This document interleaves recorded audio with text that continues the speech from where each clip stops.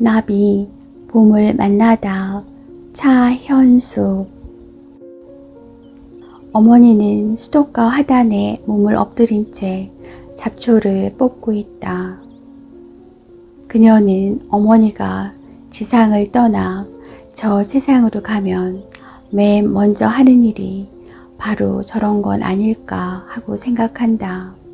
물론 그땐 어머니의 손에 뽑혀지는 것은 이악스럽게 자라난 잡초가 아니라 이승에서의 낱낱의 일이겠지만, 어머니는 머리에 뒤집어 쓴 때 묻은 수건을 벗어 목 위로 흐르는 땀을 닦아낸다.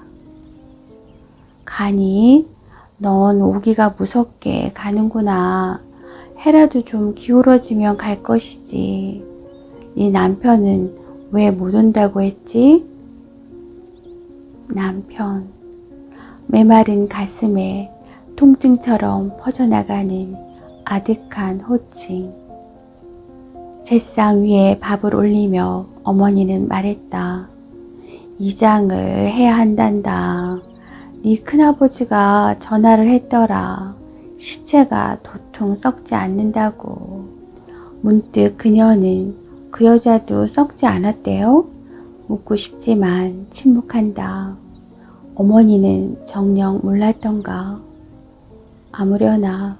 하지만 어머니가 묻힐 무덤은 없다.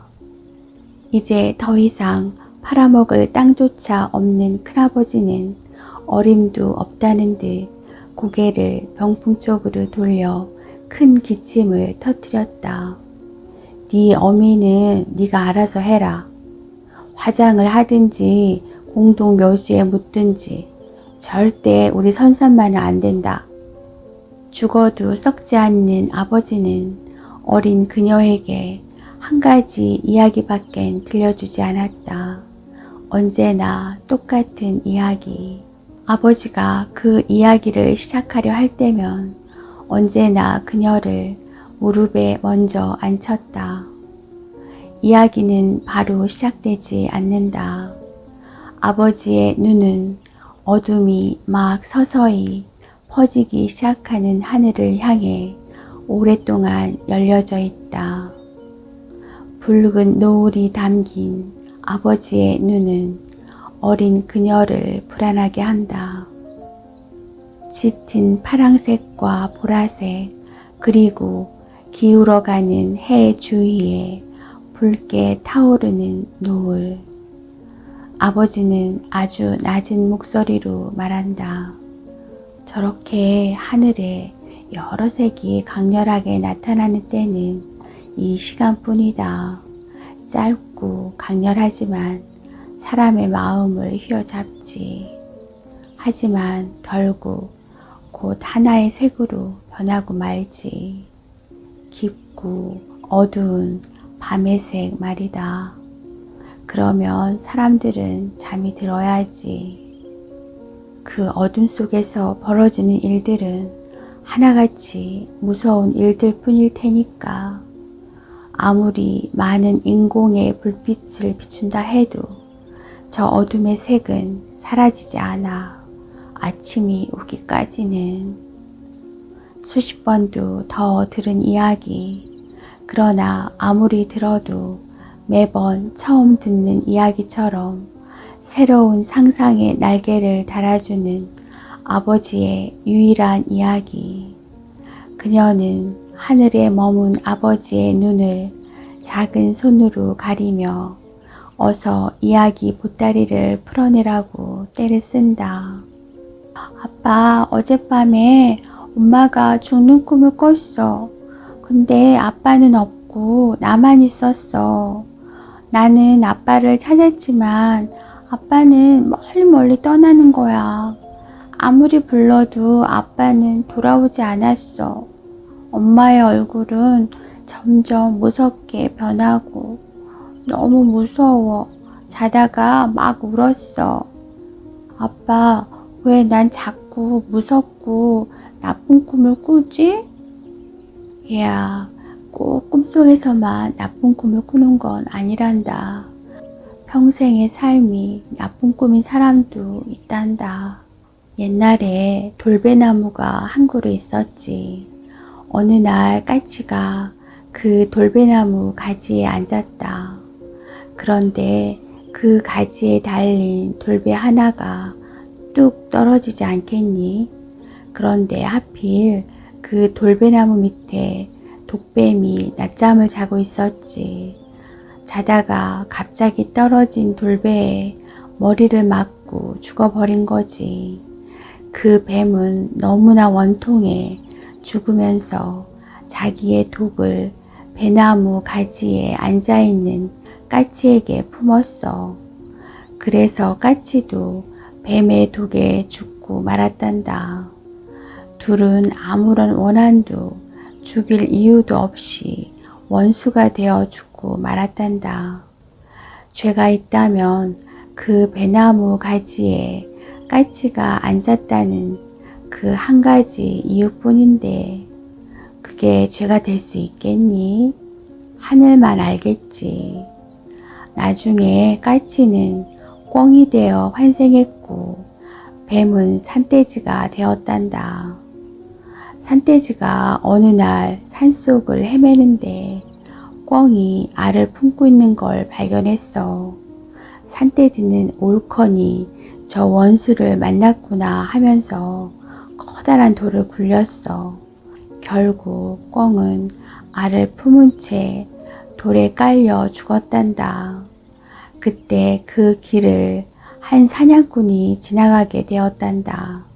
사냥꾼은 죽은 꿩을 집으로 가지고 와서 자기 아내와 맛있게 구워 먹었지. 그러자 몇 해째 아이가 없던 부인에게서 태기가 있는 거야. 아이는 태어나 쑥쑥 자라 아버지와 같은 사냥꾼이 되었어. 그런데 아이는 이상하게 산돼지만 보면 기를 쓰고 잡아 죽였지.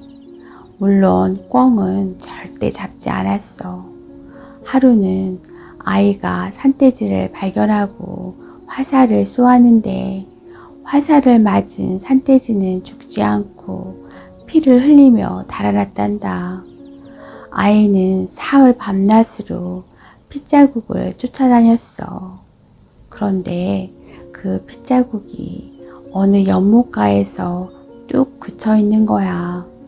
아이가 활을 들고 그 연못을 들여다보니 산돼지는 강고덥고 조그만 돌부처가 그 속에 있는 거야. 아이는 비로소 활을 버리고 산을 내려왔단다. 아빠, 어떻게 계속 그렇게 다른 모습으로 태어나지? 그리고 자기한테 나쁜 짓을 한 것을 어떻게 알 수 있어? 아빠, 나는 그러니까 지금 말고 내가 엄마한테서 태어나기 전에 난 누구였을까? 근데 아빠, 꼭 사람으로 태어나는 건 아니지? 예쁜 꽃으로 저 귀여운 새로도 태어날 수 있고, 그렇지만 만약 징그러운 벌레 같은 걸로 태어나면 어떡하지? 아빠, 어떻게 해야 내가 원하는 것으로 다시 태어날 수 있어? 글쎄다. 죽으면 현세의 업에 따라 무언가로 태어나긴 하겠지. 하지만 얘야, 가장 좋은 건 다시 생명을 받지 않는 거란다. 생명 자체가 너무나 무거운 짐이고 고통이거든. 너는 돌부처처럼 되었으면 좋겠다. 싫어, 돌부처는. 난 아주 예쁜 공주로 다시 태어날 거야. 어린 그녀를 꼭 안고 머리를 쓸어내려주는 아버지의 손길, 아버지의 냄새, 썩지 않는 아버지. 어린 시절의 이야기는 이야기로 끝나지 않고 그녀가 성장하면서 세상을 보는 눈이 되었다. 아버지가 돌아가신 이후에 더더욱 그 이야기는 그녀 삶의 중심으로 자리 잡았다.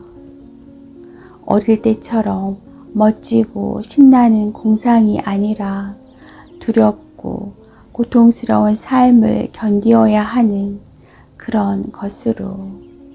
그래서 무사히 생의 닻을 내리고 한 남자와 조용한 무덤 2개를 소망했다. 한 남자의 방으로 들어가는 길은 손쉬웠다. 그리고 10번의 여름과 가을, 그리고 겨울은 그의 방 안에서 강물처럼 흘러갔다. 그녀의 자궁 속엔 생명이 5번이나 들어섰다. 4번은 3개월도 채 못돼 핏덩이로 흘러나왔다. 의사는 말한다. 습관성 유산입니다. 다음번에 아기를 가지면 출산 때까지 병원에 입원해 있어야겠습니다. 5번째 아이가 들어서자 그녀는 병원의 침실 하나를 차지해 누워만 있었다. 퇴근한 남편은 그녀에게 만화책과 순대와 족발을 사들고 온다. 꿈틀거리고 발길질하며 그녀의 배 안에서 놀고 있는 아이를 느끼며 그는 눈물을 흘린다. 예정일보다 한 달 일찍 태어난 아이는 인큐베이터 안에서 눈을 감았다. 그녀는 간호사에게 웃으며 말했다. 우리 아기는 잠자는 게 꼭 천사 같아요. 너무 예뻐요. 이 아이가 걸어다니면 분홍빛 레이스가 가득 달린 드레스를 입힐 거예요. 간호사는 그녀의 손에 눈물을 떨어뜨린다. 그는 복도 끝 어둠 속에서 담배 연기만을 날리고 있었다. 그때 어두운 창가에 눈발이 날렸던가. 분명 초음파 검사와 양수 검사에서 아이는 다른 아이들과 똑같았다. 심장 박동도 정상이고 단지 예정일보다 일찍 태어났을 뿐이다. 그래도 그녀는 아이의 힘찬 첫 울음소리를 들었고 손가락 10개와 발가락 10개를 세며 살아있는 아이를 그와 함께 품에 안아보았다. 간호사가 마지막으로 잠깐 보여준 죽은 아이의 얼굴은 곧 부드럽고 새하얀 천으로 덮여졌다. 남편과 아이를 아는 간호사가 나란히 등을 보이고 산부인과 복도를 걸어 나가는 소리를 멍하니 들으며 아버지가 어릴 때 들려준 옛 이야기가 너무나 오래되어 희미해진 그 이야기가 망각의 먼지를 털어내며 조금씩 되살아나 그녀의 기억 속에 생생하게 들어앉아간다. 너 돌부처가 되어라. 그런 아버지의 염원 때문에 어떠한 생명도 그녀의 자궁 속에서 살아나지 못하는 건가. 어느 책에선가 구원을 받지 못한 영혼들은 죽지도 못하는 고통을 참지 못해 서둘러 지상의 자궁들 속으로 들어간다고 했는데 자신의 자궁은 죽지도 못하는 괴로운 그런 영혼들한테조차 아무런 평화도 따스함도 주지 못하는 그토록 황폐한 곳인가. 아니면 어머니의 자궁 속에 들어앉은 그녀 때문에 죽은 그 여자가 마치 보란듯이 아이의 생명을 빼앗아 가는 걸까. 남편은 그녀에게서 아이를 갖는 것을 포기했다. 자식이 없으면 어때? 우리 둘이 행복하게 살면 되지. 정 아이가 필요하면 불쌍하게 버려진 아이를 입양해 키우지 뭐. 더 이상 아이 때문에 당신이 망가져가는 것을 볼 수 없어. 그의 말은 터무니없이 높고 명랑한 웃음소리도 간간히 울렸지만 말 뒤끝에 축축한 습기는 그녀도 어쩔 수 없었다. 그녀는 움직이는 시간보다 누워있는 시간이 많아졌다. 무엇에도 감동을 받지 못하고 그 어느 것도 그녀에게 능동적인 움직임을 주지 못했다. 그녀의 몸도 변화가 나타났다. 몸은 점점 쇠약해갔고 앉아있는 것도 힘이 들었다. 마치 온몸을 돌며 하나씩 병들어 가는 것 같았다. 위험이 나으면 다음엔 장에서 탈이 나고 그녀는 살아있는 시체처럼 침대에 가만히 누워 있었다. 그녀는 굉장한 피로를 느꼈다. 그 피로감은 일시적인 고단함에서 오는 것이 아니라 33살 전 생애를 통해 다가오는 엄청난 피곤이다. 그녀는 편두통약과 설사약과 위장약과 변비약, 신경안정제 한 움큼씩 그 약들을 먹고 가만히 인큐베이터에 아기처럼 누워 있었다. 남편은 처음에 그녀의 그런 무력한 모습을 당연히 여겼다. 아기가 죽었는데 그것도 뱃속에서 다 길러놓고 점점 생에서 멀어져 가려 하는 그녀를 잡고 위로도 했다. 우리는 서로 사랑하는 부부고 행복한 가정을 꾸리고 살아가고 있다고. 아이, 그건 아무것도 아니야. 지구의 인구가 너무 많아서 일부러 안 낳는 서구인들이 갈수록 많아진다고 하잖아. 그건 맞는 말일지도 모른다. 특별한 행복도 불행도 없는 이 작은 안정감을 감사하며 살아야 된다는 것을. 그녀는 남편 앞에서 불행한 마음으로 행복한 미소를 지었고 남편 역시 참을성 있게 과장된 행복의 몸짓을 그녀에게 보여준다. 그들은 이제 서로에게 눈물을 보이지 않는다. 아이가 없는 아내와 남편은 점점 말이 없어져 갔다. 다녀오세요. 밥은 먹었어?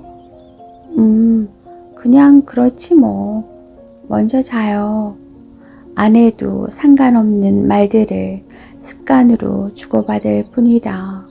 서로가 서로의 생기를 이미 뺐고 빼앗기에 충분한 시간이 흘렀다.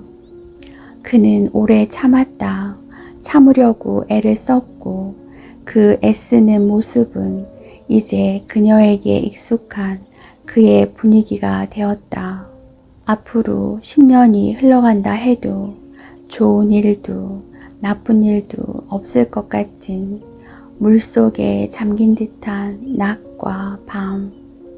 그러나 10번째의 봄은 다른 10번의 계절처럼 흘러가지 않았다. 그는 더 이상 견딜 수 없는지 자신의 빗장을 열고 10번째의 봄을 향해 걸어나갔다. 남편이 몰고 오는 싱그러운 바람의 향기와 숨길 수 없는 생명의 즐거움은 마치 봄날의 거리를 흩날리는 꽃가루처럼 그녀를 천천히 침대에서 일어나게 한다. 그는 어느 때보다도 행복한 미소를 지었고 다시 그녀에게 다정해졌다. 그의 마음을 자신의 마음까지 이토록 부드럽고 섬세하게 해주는 것은 무엇일까? 그녀는 남편이 그녀에게 가져다주는 활기와 향긋한 냄새의 주인을 봄이라고 이름 지었다. 그리고 그녀는 생각한다. 더 이상 남편과 아내라는 역할을 할 수 없는 때가 왔다는 것을. 봄, 그녀는 조용히 불러본다. 남편은 그녀에게 가끔 아무 의미도 아니라는 듯이 묻는다. 홀로 살아나갈 자신이 있어? 그 한마디에 그녀는 그의 괴로움을 알 수 있다. 언제부터인가 남편이 날라다 주는 것은 생기와 활력이 아니라 괴로움과 불면이다. 그는 정말 봄을 사랑하고 있다. 사랑하는 사람과 모든 시간을 다 가질 수 없다는 것은 괴로움이다. 그녀는 말없이 끊겨졌던 전화를 떠올렸다. 여보세요? 여보세요? 완강한 침묵 끝에 맥없이 신호음만 들리는 송수화기를 내려놓으며 그녀는 말없이 전화를 끊는 저편의 여자가 바로 봄이구나 했다. 딱 한 번 봄의 목소리를 들은 적이 있는 것도 같다. 일요일 남편이 친구들과 낚시를 간다고 해놓고 그 시간이 넘도록 잠에서 깨어나지 않았다. 전화가 왔다. 여린 여자의 목소리는 무척 겁을 먹고 있었다. 저 계신가요? 그녀는 누구냐고 물어보았다. 그건 일종의 잔인한 확인이다. 봄은 회사 직원인데 급하게 회사 일로 통화를 해야 한다고 더듬거리며 말했다. 그녀는 봄이 거짓말을 한다는 것을 곧 알 수 있다. 여린 목소리는 그녀의 물음에 대한 즉흥적인 대답을 해야 하는 당황스러움이 잔뜩 묻어있다. 그녀는 남편을 깨우지 않았다. 그는 출장을 갔다고. 봄보다 더 더듬거리며 거짓말을 했다. 질투, 갈망, 처음 남편의 뒤에 봄이 있다는 걸 알았을 때 질투의 감정이 솟구쳤는가 알 수 없다. 그녀 안에 고개를 숙인 아버지와 어머니 때문인가? 그건 역시 그녀는 모르겠다고 고개를 흔든다. 그런데 시간이 지나면서 이젠 분명히 아주 뚜렷한 목소리로 그녀 자신에게 뿐만 아니라 세상 모두에게 말할 수 있다. 나는 남편을 질투한다. 남편과 연애를 하는 그 봄에 대한 질투가 아니다. 태어나서 처음으로 행복을 만져보는 듯한 남편에 대한 질투다. 그녀는 그녀의 전 생애를 통해 그런 기쁨을 가져본 적이 있었던가. 그녀는 등을 보이고 녹색 대문 앞에 오랫동안 서 있는 어머니를 보고 있다. 어머니는 이제 늙어 귀신처럼 세상을 내다보고 있다. 어머니가 말하지 않아도 그녀는 무슨 말을 하고 싶어 하는지 짐작할 수 있다. 또 그 말을 입 밖으로 낼 수 없는 두려움까지도. 나 너의 아버지를 한 번도 사랑한 적이 없다.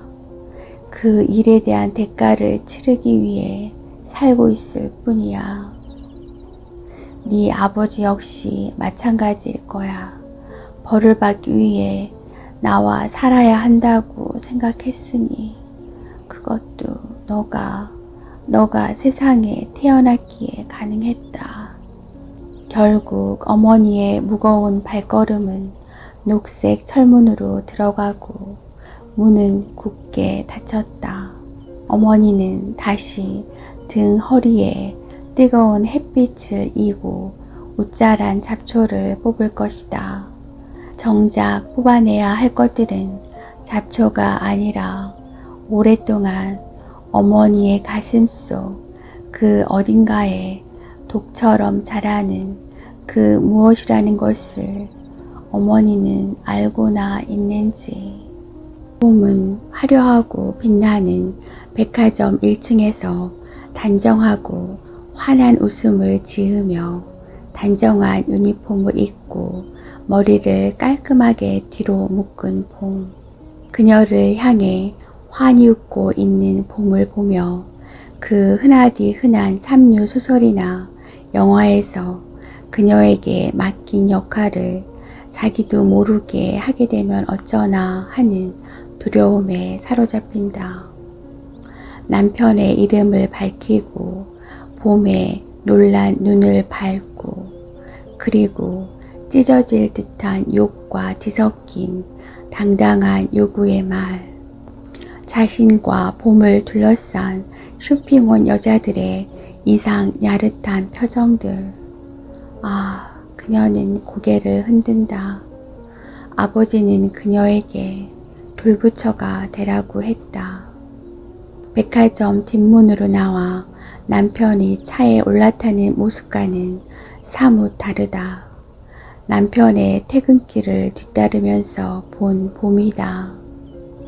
도시 중심가의 현란한 조명 속에서 본 봄을 그녀는 한눈에 알아볼 수 있다. 손님, 뭘 찾으시나요? 봄이 그녀에게 처음으로 건넨 말이다. 그녀가 립스틱을 바른 입술을 거울에 비추어 보자 봄의 기쁜 눈빛이 느껴졌다. 너무 예뻐요. 봄은 예쁜 용기에 담긴 화장품을 한 손에 들고 고른 치아를 드러내며 웃는다. 내 나이에 남편도 남자친구도 없는데 하지만 아가씨 말대로 나를 위해서 사야겠어. 독신이세요? 그녀는 고개를 끄덕였다. 자신의 거짓말에 그녀는 진짜 현실인 양 황홀하게 빠져들어간다. 나는 심리학을 전공하는 외로운 노처녀. 전 고등학교밖에 안 나왔지만 심리학 책을 많이 읽었어요. 그리고 저처럼 많은 사람을 매일매일 상대하다 보면 한눈에 그 사람을 알 수 있어요. 그리고 상대의 마음을 조종할 수도 있어요. 그럼 나랑 자주 만나 심리에 대해서 이야기도 하고 아가씨의 경험도 한번 들어볼까? 내 경험도 말해주고.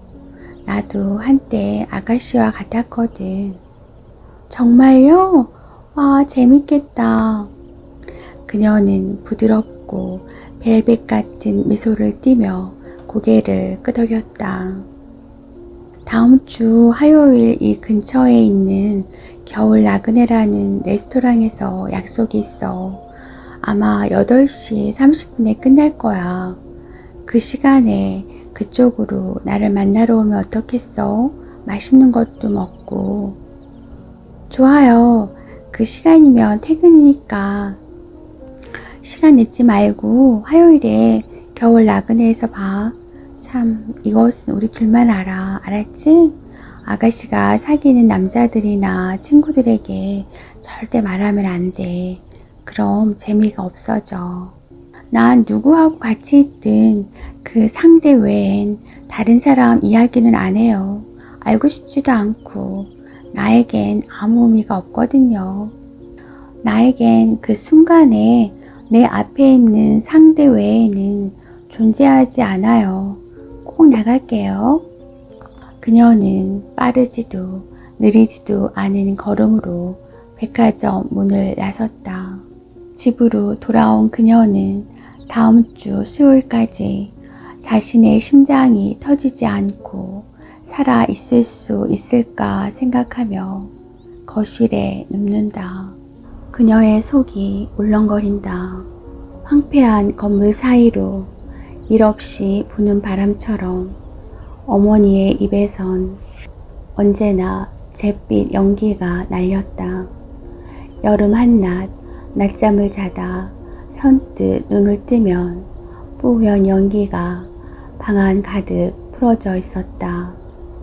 널 낳을 생각은 아니었다. 몇 가지 할 수 있는 일들을 해보았지만 영 듣지 않더구나. 높은 언덕에서 뛰어내려 봐도 굴러봐도 배는 자꾸만 불러왔지. 너희 아버지를 찾아가 내 배를 힘껏 차주면 난 이대로 이 읍을 떠나겠다고 말했지만 네 아버지는 내 뺨만 때리더구나.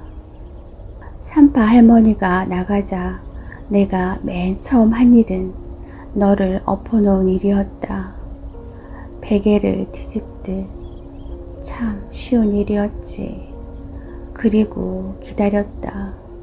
무척 긴 시간이었어. 너는 작은 번데기처럼 그냥 엎어져 있었지. 왜 어머니는 초조가 시작되는 날 이런 얘기를 하는 걸까? 13살의 그녀는 어머니가 말을 그만두었으면 했다. 난 자고 싶었단다. 이제는 제대로 잠이 들 거라고 생각했지. 자고 나면 모든 것이 다 원래의 자리로 돌아갈 거라고 생각했어. 그때 내 나이 22이었다. 그런데 꿈을 꾸었어. 그 꿈은 너무나 생생하다. 제발 어머니가 꿈 얘기만은 안 하길 바랐다. 꿈에 그 여자가 생시보다 더 또렷하게 내 앞으로 다가오지 않겠니? 머리를 풀어 헤치고 입에는 피를 묻히고 말이야. 그리고는 나를 아무렇지도 않게 바라보면서 내가 낳은 딸 아이의 목을 한 손에 켜지는 거야. 난 미친 듯이 소리를 쳤지. 그럴 바엔 내 손으로 내 자식을 죽여버리겠다고. 그 길고 무서운 꿈을 꾸고 나서 너를 보았단다. 정말 충분한 시간이었다고 생각했지. 왜냐하면 그 꿈은 너무나 길었거든. 그래서 나는 너를 제자리에 뉘었단다. 그런데 너는 숨을 쉬고 있었어. 너를 보면 무섭다. 네가 나날이 여자티가 나는 걸 보면 겁이 나. 네 옆에는 언제나 죽은 그 여자가 나를 노려보고 있는 것 같다. 왜 네가 날 닮지 않고 그 여자를 닮았다고 생각되는지 잘 모르겠다. 하지만 넌 정말 그 여자를 닮은 것 같다. 대학에 입학할 때 아버지는 빨간색의 원피스를 사주며 까만 벨트로 허리를 묶어주었다. 그리고 말했다. 벨트를 풀면 여자는 수치심을 잃어버린단다. 처음 봄을 보았을 때 그녀는 남자들에게는 느낄 수 없는 미묘한 열정과 정열이 솟구쳤다. 봄은 그녀를 따랐다. 그녀를 언니라고 불러주었다. 자주 만나고 싶지만 봄에게는 만나주어야 할 사람이 많다. 그녀의 남편과 또 다른 남자친구들. 나 언제 언니 집에 놀러 갈 수 있지? 나도 언니도 혼자 사는데 내 방과 언니 방은 틀릴 것 같아. 아주 많이. 글쎄 곧 이사를 갈 거야. 오빠 내애가 미국 유학을 가거든. 그래서 오빠가 살던 아파트로 이사를 해야 해. 참 그 아파트는 32평인데 방이 3개야. 혼자 살기에는 너무 크지? 우리 같이 살까? 지금 자기가 새들던 방에 전세금만큼만 받을게. 아니, 그건 농담이고 그냥 들어와 살아도 돼. 그럼 서로 좋을 거야. 다음 학기부터는 시간 강사 자리도 끝나. 딴 일을 찾아야 해. 같이 살며 우리가 할 수 있는 일을 찾아보면 어떨까? 생각해 볼래? 나쁘진 않은데 지금 살고 있는 집은 화장실과 목욕탕이 엉망이거든. 하지만 그냥 살 수는 없어. 최소한 반값을 내야 마음이 편할 것 같아. 난 요리를 잘해. 음식은 내가 할게. 근데 한 가지, 내가 어떤 남자를 데리고 와도 신경 쓰면 안 돼. 그것 때문에 언니가 잔소리하면 난 못 살아. 좋아. 너의 남자친구가 누구든 어떻게 행동하든 나는 노터치 할게. 그럼 됐어? 봄에게는 많은 남자들이 있어야 하고 그들의 선물과 돈이 필요하다. 어머니는 그녀에게 아름다운 사랑의 이야기를 해주지 않았다. 언제나 새로운, 그러나 그녀가 원하지 않은 이야기를 했다. 아, 그래, 그런 거였어. 그 소업은 너무 지루하고 한가로웠지. 맞아. 그 지루하고 똑같은 나날들이 나를 그렇게 몰고 갔던 거야. 그의 여름방학은 더 이상 견디기 어려웠지. 혼자 자취방에 뒹굴면서 왜 아무 일도 일어나지 않는 거지 하는 질문을 수천 번도 더 했다. 죽음도, 열정도, 미움도, 고통도, 광기도 없는 숨소리 하나하나가 전해지는 이곳을 나는 진저리 쳤다. 네 아버지의 숙직실로 찾아 들었을 때 내가 원하는 것은 오직 하나뿐이었어. 다시는 자취방의 천장을 올려다보면서 그런 생각을 하는 나로 절대로 되돌아갈 수 없는 나를 원했다. 하지만 꼭 그건 내 탓만은 아니야. 난 분명히 보았어. 그 여자가 학교로 네 아버지의 도시락을 갖다 주러 오곤 했을 때 그 여자의 눈은 바로 나와 다를 바 없었어. 남편을 따라 몇 년째 애도 없이 타지에 엎드려 있는 그 여자의 눈은 바로 잃지 말아야 할 것을 잃어버린 그런 텅 빈 눈이었거든. 어떻게 아냐고? 그 여자와 나는 첫눈에 이 지루한 소읍에 뭔가 한바탕 일을 치르기로 무언의 공범자로서 서로의 눈빛을 교환했어. 아, 그래. 그 여자가 아니라 나만 그렇게 생각을 했는지도 모르겠다. 이젠 잘 알 수가 없어. 그땐 모든 것이 분명하다고 믿었는데 어쨌든 그렇게 믿은 나는 그 여자가 싸다 놓은 도시락을 몰래 훔쳐 먹으면서 내내 그 여자의 눈을 생각했다. 생각해보면 꼭 내가 아니라도 그 여자는 죽었을 거야. 그 작은 마을, 단 하나의 학교, 1년 내내 걸려있는 국기, 이미 숱한 사람들의 발로 길들여진 샛길들, 자신이 새롭게 할 것이라고는 아무것도 남아있지 않은 그 읍을 그 여자나 나나 어떻게 견디고 살 수 있었겠니?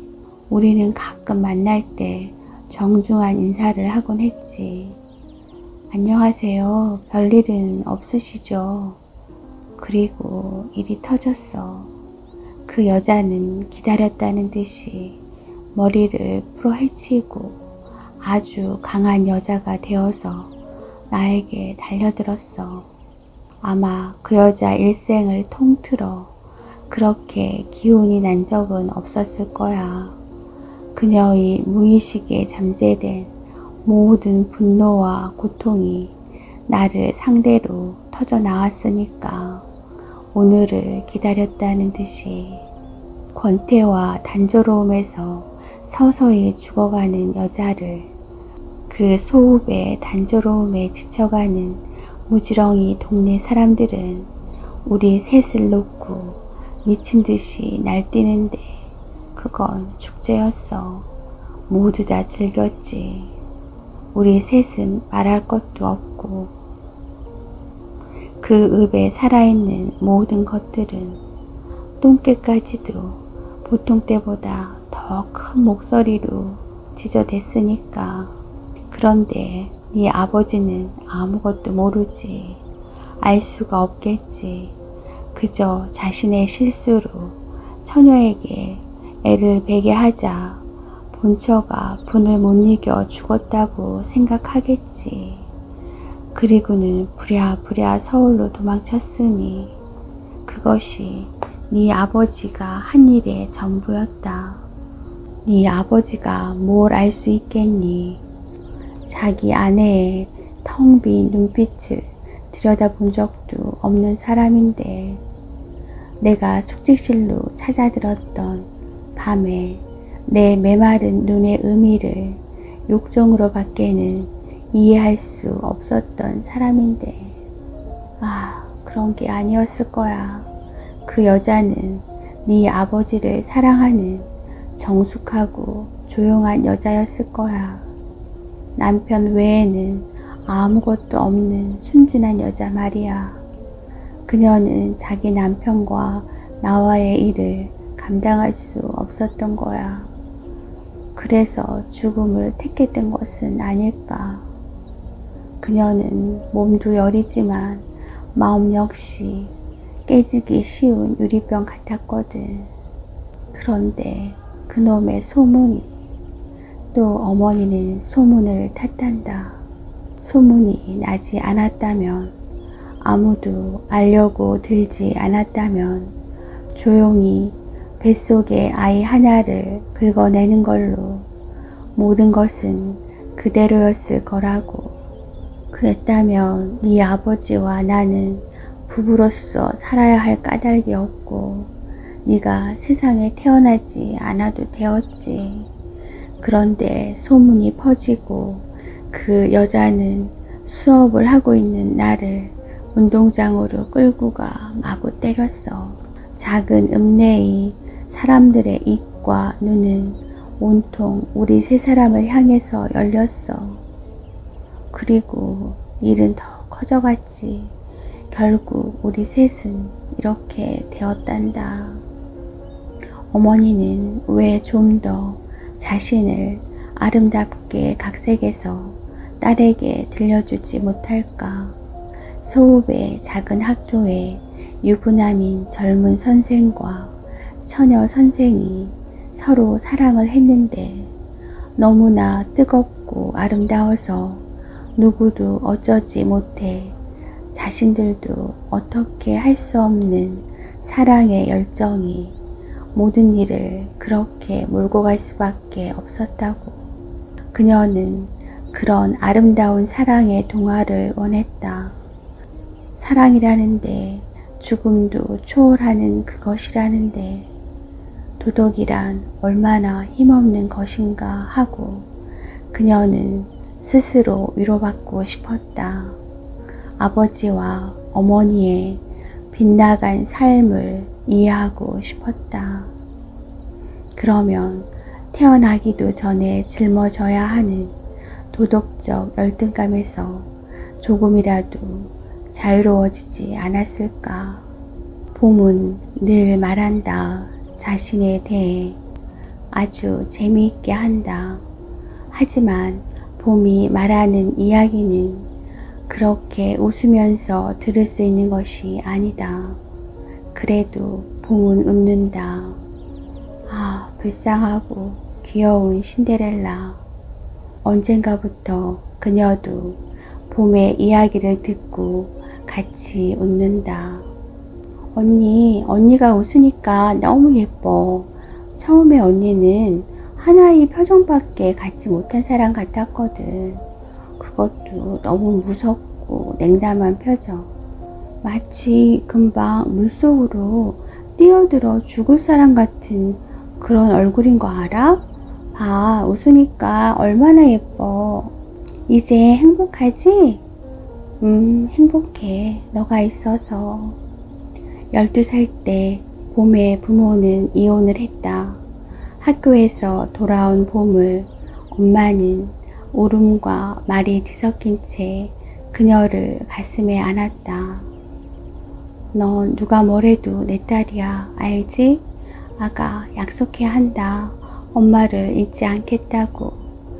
그리고 봄의 엄마는 다음날 집을 떠났다. 엄마가 떠나자 이번에는 아빠가 봄을 가슴에 꼭 묻으며 널 절대로 버리지 않아. 아빠가 널 얼마나 사랑하는지 알지? 아가 늘 행복해야 한다. 그리고 엄마와 똑같이 아빠도 떠났다.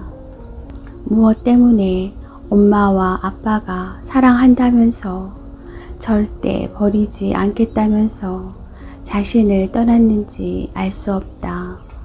아니, 알 필요를 느끼지 않는다. 어느 날 중학생인 봄은 여성 잡지에 실린 엄마를 보았다. 엄마 사진 밑에 엄마가 뉴욕에서 유일하게 성공한 디자이너라고 씌어져 있다. 엄마가 계절별로 내놓은 옷들을 여성지에서 가끔 보면서 봄은 중학교를 다녔다. 어느 날 잡지에서 엄마가 아주 작은 아이들 2명과 낯선 남자와 찍은 사진을 보았다. 그리고 생각했다. 인생은 별거 아니다. 봄은 할머니 집에서 고모 집으로 또 삼촌 집으로 전전하며 커갔다. 언제나 머물러 있던 집을 떠나야 한다는 생각 속에 옷을 넣은 트렁크와 책가방은 잘 정돈되어 있다. 당장이라도 누군가를 따라 나설 수 있다. 그들은 잘해주었다. 엄마와 아빠가 봄의 양육비를 그들에게 충분히 주기 때문에 고등학교를 졸업한 봄은 너무나 기뻤다. 이제 낡은 트렁크와 책가방을 들고 낯선 집으로 가야 할 필요가 없어졌다. 여러 집에서 살아본 봄은 한 가지를 배웠다. 그리고 그 배움을 자신은 평생 잊지 않으리라 결심한다. 가족을 만들지 않겠다. 가정을 갖지 않겠다. 봄이 본 가족이란 식어버린 커피 같은 거였다. 재미있죠? 내 얘기가. 나한테 형제가 몇이냐고 물어봐요. 사실 잘 몰라요. 엄마와 아빠가 이혼한 후 그들은 다시 아기들을 낳기 시작했거든요. 아버지 쪽의 아이들, 어머니 쪽의 아이들 모두 합하면 너무 많아서 숫자를 셀 수 없어요. 남자친구는 몇 명이야? 그건 계산할 수 있지? 졸업 이후 나한테는 남자친구가 없었던 적이 없어. 다 셀 수가 없어. 지금은 유부남 1명과 그림 그리는 남자. 그리고 그 애 셋이구나. 어떤 남자가 좋아? 나한테 무조건 잘해주고 많은 선물을 주는 남자. 문제는 시간을 조종하는 일이야. 공평해야 하거든. 지금 사귀는 유부남은 어때? 너무 골치야. 사실 언니 집으로 이사를 온 것도 그것 때문이야.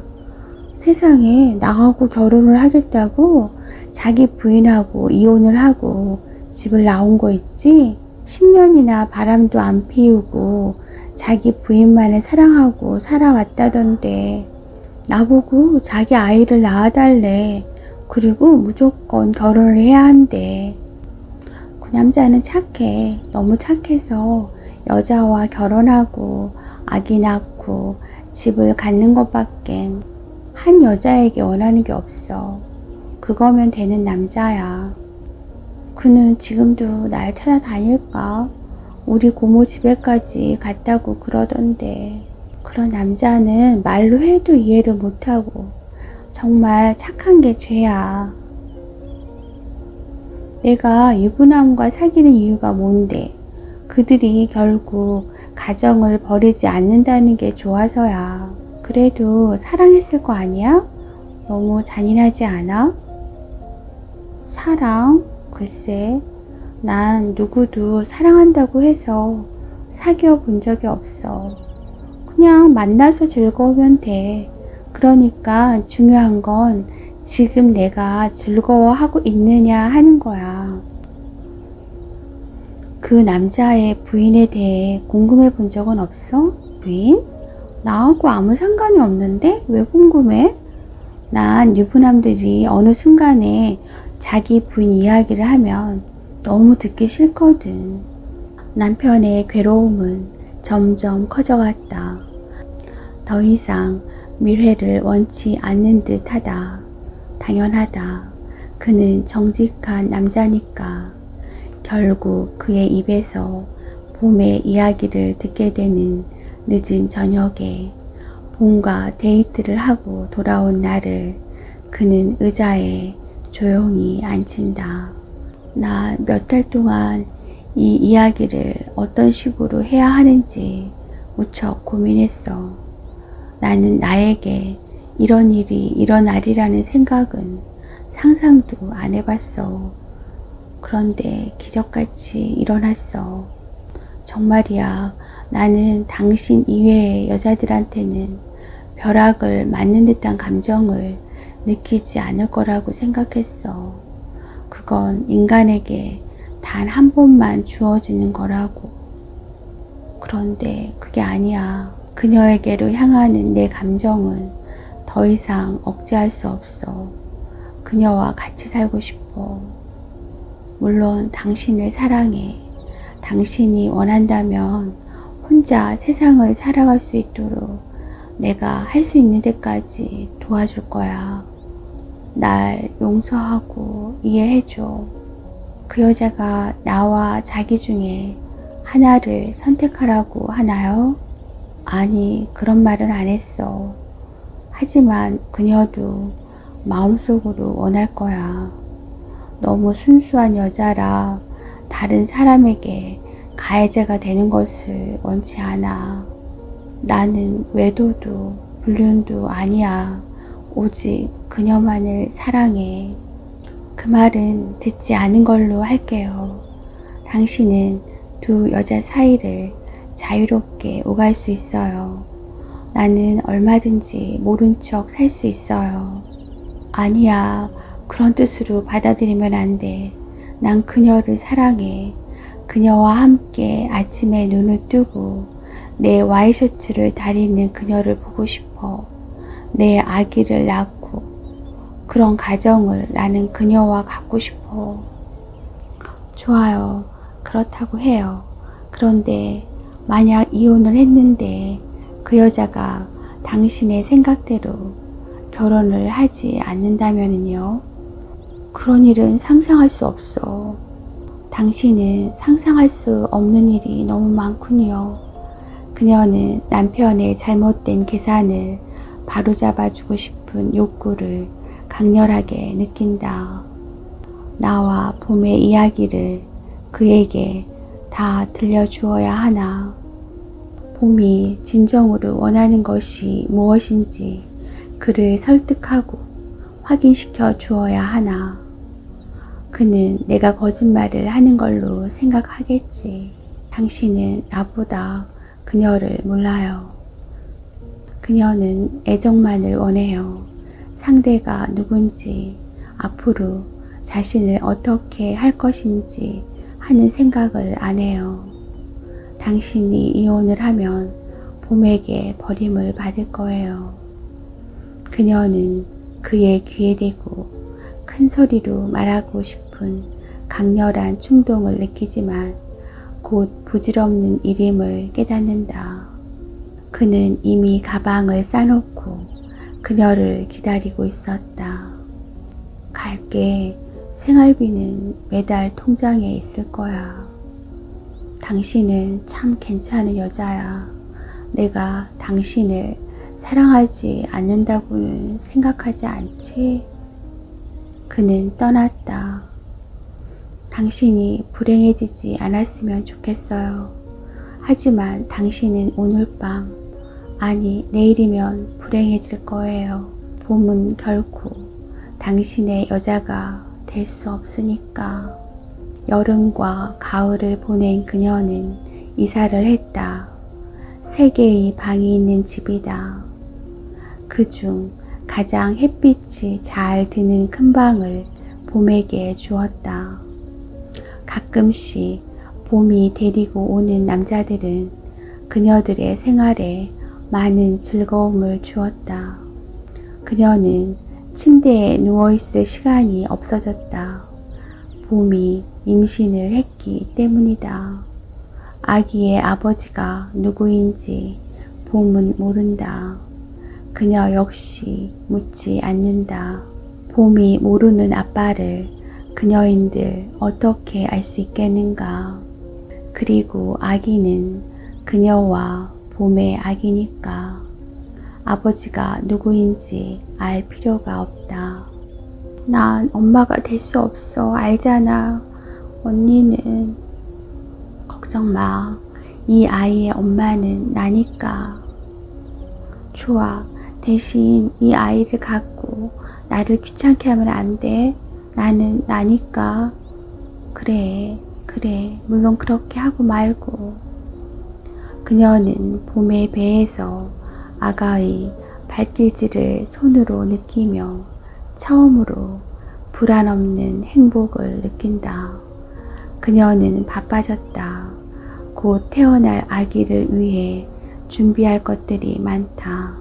너무나 이쁘고 작은 옷들을 그녀가 사들고 오자 봄도 점점 기쁨을 나타냈다.